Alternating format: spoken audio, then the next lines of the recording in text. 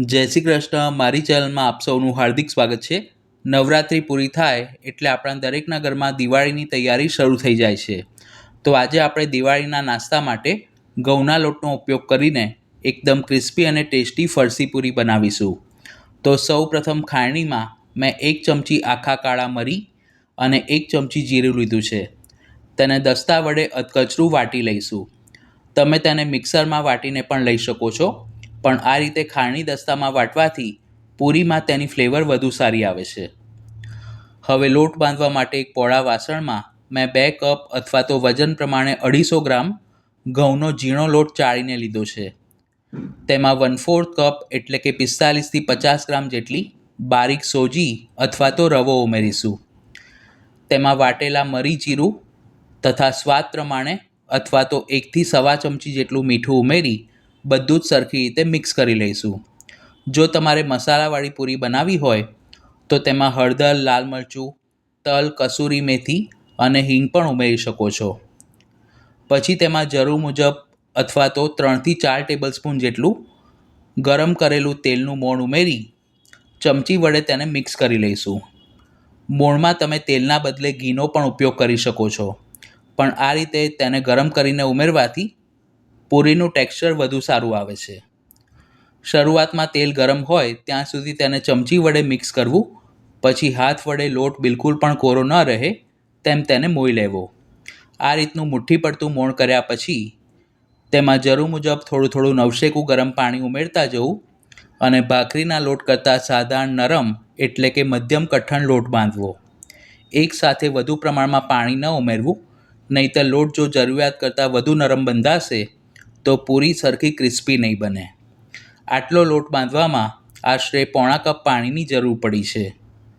આ રીતનો ક્રેક પડે તેવો લોટ બાંધી તેને ઢાંકીને 15 મિનિટ માટે મૂકી રાખીશું, જેથી તે પલળીને સરખો સેટ થઈ જશે.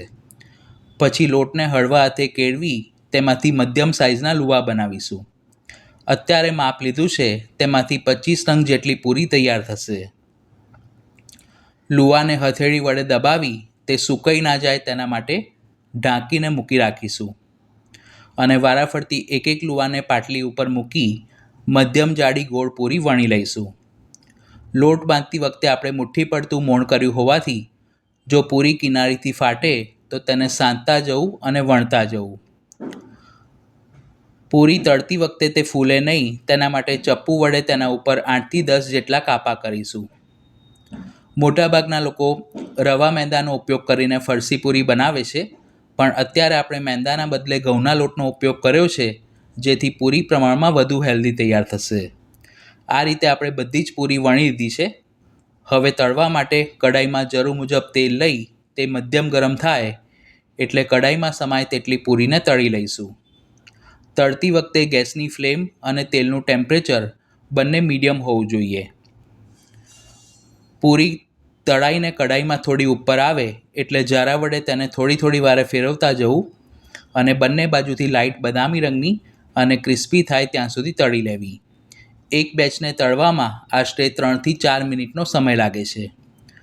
જો તમે તેને જરૂરિયાત કરતાં ઓછા ગરમ તેલમાં અથવા તો ધીમી આંચ પર તળશો તો પૂરીમાં તેલ વધુ પ્રમાણમાં એબ્ઝોર્બ થવાના લીધે તે ઓઇલી બનશે. તળેલી પૂરીને બહાર કાઢી બાકીની પૂરીને પણ આ જ રીતે તળી લઈશું. તળતી વખતે તેલ જો વધુ પડતું આકરું ગરમ થયેલું હોય અથવા તો તમે તેને તેજ આંચ પર તળો તો તરત જ પૂરી લાલ થઈ જાય છે અને અંદરથી પ્રમાણમાં કાચી રહે છે. એટલે આ નાની નાની ટિપ્સ ફોલો કરશો તો તમે પહેલીવાર ફરસી પૂરી બનાવતા હશો તો પણ તે એકદમ ક્રિસ્પી અને ટેસ્ટી તૈયાર થશે. આ રીતે આપણે બધી જ ફરસી પૂરી તળી લીધી છે.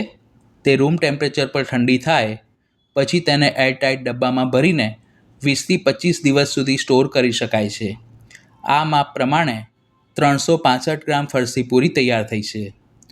દિવાળીના વેકેશનમાં તમે ક્યાંય બહારગામ જવાના હો તો પણ આ રીતે ફરસી પૂરી બનાવીને સાથે લઈ જઈ શકો છો. આ સિવાય પણ બીજા ઘણા બધા પ્રકારના કોરા નાસ્તા મેં ચેનલ પર પોસ્ટ કર્યા છે, જેના પ્લેલિસ્ટની લિંક ડિસ્ક્રિપ્શન બોક્સમાં અને આઈ બટન પર આપી છે. તો તમે પણ આ ઘઉંના લોટની ફરસી પૂરી ઘરે જરૂર બનાવજો.